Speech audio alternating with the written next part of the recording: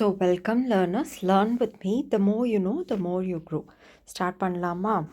இன்னைக்கு ஒரு quick revision of UGC NET psychology August 24 paper. Okay, so நம்ம third question to 6th question தேவையான concepts மட்டும் பார்த்துட்டு கொஸ்டின்ஸ் ஆன்சர்ஸையும் ரெஃபர் பண்ண போகிறோம்.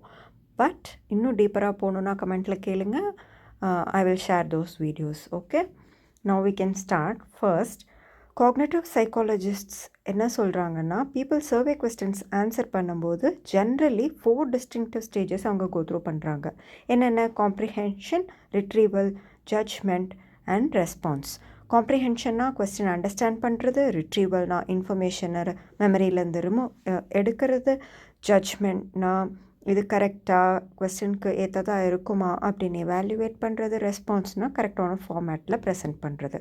ஸோ இந்த 4 ஸ்டேஜஸில் நம்ம என்னென்ன கீ கான்செப்ட்ஸ் ஞாபகம் வச்சுக்கணுன்னா, எரர்ஸ் வரும். ஏதாவது ஒரு ஸ்டேஜில் டிஃபிகல்ட்டி இருந்தாலும் ரிசல்ட்டில் எரர் இருக்கும்.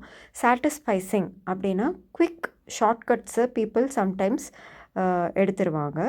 ஃபார் எக்ஸாம்பிள், அவங்க இம்மீடியட்டாக சப்மிட் பண்ணோம் அப்படிங்கிற அர்ஜென்சியில் இருந்தாலோ, இல்லை இட்ஸ் டூ என்ன சொல்கிறது, டைம் கன்சூமிங் அப்படி நினச்சாலோ, இல்லை ஸ்ட்ரெஸ்ஸில் இருந்தாங்கனாலும், அந்த மாதிரி ஏதாவது ஒரு என்விரான்மெண்டல் ஒரு பர்சனல் ஃபேக்டர்ஸ்னால சர்வேயில் ஆன்சர் பண்ணும்போது என்ன நடக்கலாம்னா, சாட்டிஸ்ஃபைசிங் அப்படிங்கிற ப்ராசஸ் நடக்கலாம். ஷார்ட்கட்ஸ், அதாவது ரொம்ப எனர்ஜி வேஸ்ட் ஆகாமல் ரீசனபிளாக தோன்றது இதாக தான் இருக்கும் அப்படின்னு ஜஸ்ட் டிக் போட்டுருவாங்க. அப்புறம் சேம் ஆப்ஷன் செகண்ட் ஒன் ஒரு தேர்ட் ஒன் அப்படின்னு ஒரு ஆர்டரில் ஜஸ்ட் போட்டுருவாங்க. இன்னொரு விஷயம் என்னென்னா, நான் லீனியர், அதாவது இந்த ப்ராசஸ் வந்து ஆர்டரில் மட்டும்தான் போகும்னு நம்ம சொல்ல முடியாது. சம்டைம்ஸ் தேர்ட் வந்துட்டு திருப்பியும் அவங்க செகண்டுக்கு மூவ் ஆன் ஆகலாம், இல்லை திருப்பியும் வந்து கொஸ்டினை ரீட் பண்ணி அண்டர்ஸ்டாண்ட் பண்ண ட்ரை பண்ணலாம். So these are the key concepts. Next விஷயம் என்ன பார்க்குறோன்னா, ஆல்ஃப்ரட் ஆட்லர் ஒரு இண்டிவிஜுவல் சைக்காலஜிஸ்ட். அவரோட தியரி வந்து இண்டிவிஜுவல் சைக்காலஜின்னு சொல்கிறோம், அவரோட ஸ்கூல். ஓகே, இவர் வந்து பீப்புள் வந்து ப்ரீடிட்டர்மெண்டாக இருக்கிறது இல்லை, அவங்க வந்து ஒரு ப்ராசஸ் ஆஃப் பிகமிங்கில் இருக்காங்க. தி கீப் பிகமிங் சம்திங் அப்படின்னு சொல்கிறாரு. ஸோ இம்பார்ட்டண்ட் ஃபேக்டர்ஸ் இதில் என்ன அப்படின்னு பார்த்தோன்னா, இவர் இன்க்ளூட் பண்ணுறது ஒரு பர்சனாலிட்டி டெவலப் ஆகிறதுக்கு சோஷியல் ஃபேக்டர்ஸ் ஒரு கான்செப்டாக சொல்கிறாரு, பர்த் ஆர்டர் ஒரு கான்செப்டாக சொல்கிறாரு, அப்புறம் சுப்பீரியாரிட்டிக்காக ஸ்ட்ரைவ் பண்ணுறோம் ஒவ்வொரு இண்டிவிஜுவலும் சொல்கிறார். இந்த 3 விஷயங்களும் சேர்ந்து பர்சனாலிட்டி டெவலப் பண்ணுதுன்னு சொல்கிறார். இவர் ஃப்ராய்ட்லேருந்து எப்படி டிஃபர் ஆகுறாருனா, ஃப்ராய்டு ஒன்லி பயாலஜியை அதிகமாக இன்க்ளூட் பண்ணி சொல்கிறார். அதாவது பேசிக்லி நம்ம அர்ஜஸ், இன்ஸ்டிங்ஸ் இது மட்டும்தான் நம்ம பர்சனாலிட்டியை ட்ரைவ் பண்ணுற மேஜர் ஃபேக்டராக சொல்கிறாரு. Various Alfred Adler is also including social and environmental factors. Okay, we'll move on to the next concept. So next, other personality theorists யாருன்னா, Freud, Carl Jung and B F Skinner. B F Skinner is majorly learning பற்றின theory கொண்டு வந்தவர். So இந்த ஒவ்வொரு தியரிஸ்ட்ஸ் பற்றி நம்ம கேட்கும்போது இம்பார்ட்டண்ட்டான ஃபேக்டர்ஸ் நம்ம என்ன ஞாபகம் வச்சுக்கணும், இவங்களோட தியரிக்குள்ளே என்ன கான்செப்ட்ஸ் இம்பார்ட்டண்ட்டாக இருக்கும் அப்படின்னா, ஃப்ராய்டோட தியரிக்குள்ளே அக்ரிஷன் அண்ட் செக்ஷுவல் அர்ஜஸ் ஒரு இம்பார்ட்டண்ட் ஃபேக்டராக இருக்கும். அன்கான்ஷியஸ் மென்டல் ப்ராசஸ், அப்புறமேல பர்சனாலிட்டியில் 3 டிவிஷன்ஸ் இருக்குதுன்னு அவர் சொல்கிறாரு. அதாவது அதுக்குள்ளே இட் இருக்கும், ஈகோ இருக்கும், சூப்பர் ஈகோ இருக்கும்னு சொல்கிறாரு. மைண்டை வந்து 3 ஸ்டேட்டில் அவர் சொல்கிறார், கான்ஷியஸ், சப்கான்ஷியஸ், அப்புறம் அன்கான்ஷியஸ். இதே மாதிரி ஈகோ டிஃபென்ஸ் மெக்கானிசம்ஸை நம்ம அன்கான்ஷியஸாக யூஸ் பண்ணுவோம் அப்படிங்கிறது சொல்லியிருக்கார். அப்புறம் சைக்கோசெக்ஷுவல் ஸ்டேஜஸ் ஆஃப் டெவலப்மெண்ட் இருக்குது அப்படின்னு 5 ஸ்டேஜஸாக பிரிச்சிருக்கார். இதெல்லாம் ஃப்ராய்டு கடியில் வரும். கார்ல் ஜங்கை பற்றி பேசும்போது நம்ம முக்கியமான கான்செப்ட்ஸ் எதெல்லாம் வரும் அப்படின்னா, இவரும் ஃப்ரெண்ட் ஆஃப் ஃப்ராய்டு தான், அதுலேருந்து தான் இவரோட தியோரிஸ் டெவலப் ஆச்சு. But he deferred.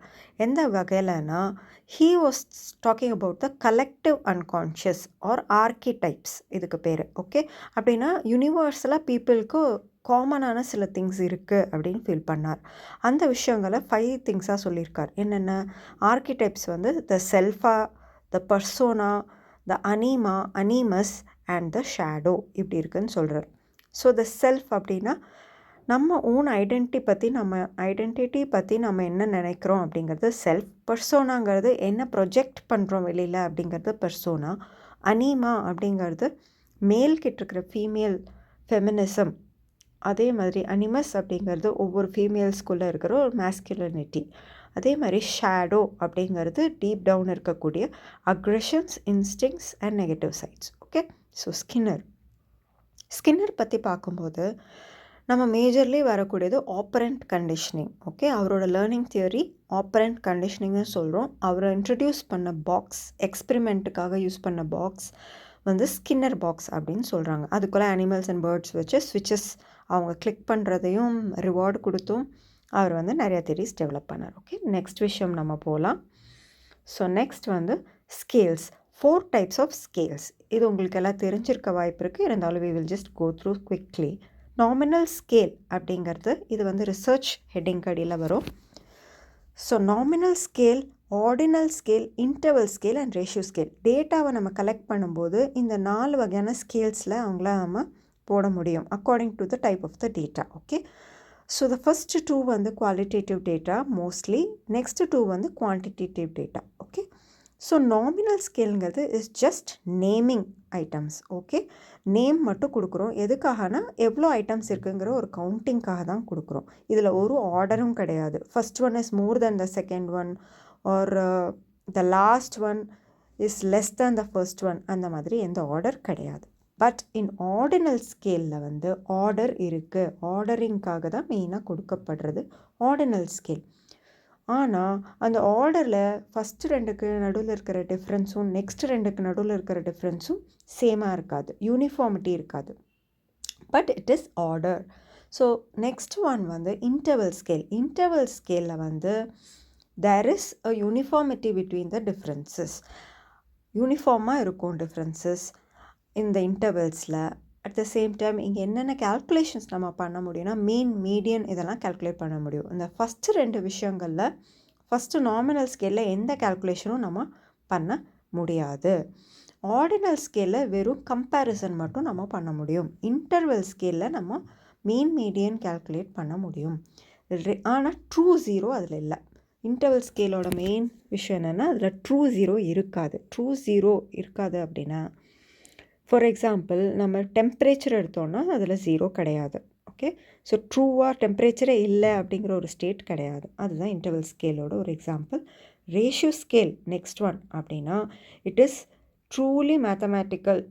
ஓகே, இன்டர்வல்ஸும் ஈக்குவலாக இருக்கும், ட்ரூ ஜீரோவும் இருக்கும். All types of mathematical calculations இங்கே நம்ம பண்ணலாம். Okay, so next move on பண்ணிக்கலாம். So this is about Hindu philosophy. இதில் அத்வைத வேதாந்தாவோட பிலீஃப் சிஸ்டம் என்ன சொல்லுதுன்னா, நம்ம சென்சஸ் மூலியமாக உணரக்கூடிய நாலேஜ், சென்ஸ் மூலியமாக பர்சீவ் பண்ணுற திங்ஸுக்கு லிமிட்டேஷன்ஸ் இருக்குது அப்படின்னு அவங்க சொல்கிறாங்க.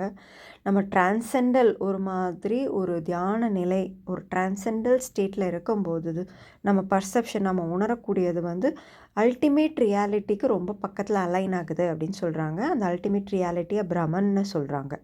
நெக்ஸ்ட்டு சென்சரி நாலேஜ் வந்து ஒரு ரிலேட்டிவ்லி ட்ரூ தான், அப்சல்யூட்லி ட்ரூ கிடையாது அப்படின்னு சொல்கிறாங்க. ரிலேட்டிவ்லி ட்ரூனா அந்த சுச்சுவேஷனுக்கு அந்த பர்சனுக்கு அது ட்ரூவாக இருக்கும் அப்படிங்கிறது தான் ரிலேட்டிவ்லி ட்ரூ. அப்சல்யூட்லி ட்ரூனா யூனிவர்சல் ட்ரூத், அது யூனிவர்சல் ட்ரூத்தாக இருக்காது அப்படின்னு சொல்கிறது இவங்களோட belief system. Okay, now we go to the questions. Third question. So read பண்ணிவிட்டு ஆன்சர் என்னன்னு நீங்கள் யோசிங்க. Cognitive psychologists and survey researchers have acknowledged that answering survey questions can be a complex cognitive task. Research suggests that when people answer survey questions, they go through 4 stages. Arrange the stages in order. So அவங்க கொடுத்துட்டாங்க comprehension, judgment, response communication, last one retrieval. So இது எந்த order வரும் அப்படின்னா ADBC தான் வரும். Okay, so the answer will be ADBC. Next question. Who is the personality theorist who believed that individuals are in the process of becoming and nothing is predetermined? So இது ரொம்ப ஈஸியான question. You know the answer. So the answer is Alfred Adler. And the next one, read the following situations, then order them in the sequence of nominal, ordinal, equal, interval and ratio. So choices என்ன கொடுத்துருக்காங்க. Eggs in the supermarket are graded as small, medium, large and jumbo. B option, employees are assigned identification numbers. C option, achievement motivation of hockey players. D option, players ஓட height. So இதை வந்து நம்ம order பண்ணணும். நாமினலை ஃபஸ்ட்டாகவும், second ordinal ஆகவும், third வந்து equal interval, fourth வந்து ratio. So இதோட answer வந்து நம்பர் 2. ஓகே, ஸோ செக் பண்ணுங்கள், கரெக்டாக இருக்கும். Next one, Advaita Vedanta asserts that sensory knowledge is. What is it? It's very easy. So the answer is illusionary, absolutely false, possible in a transcendental state, relatively true but not absolutely true. Idu varum. So the answer is C and D only. Okay, viewers, happy learning. Move towards success. We will look at other questions in the future videos. Bye.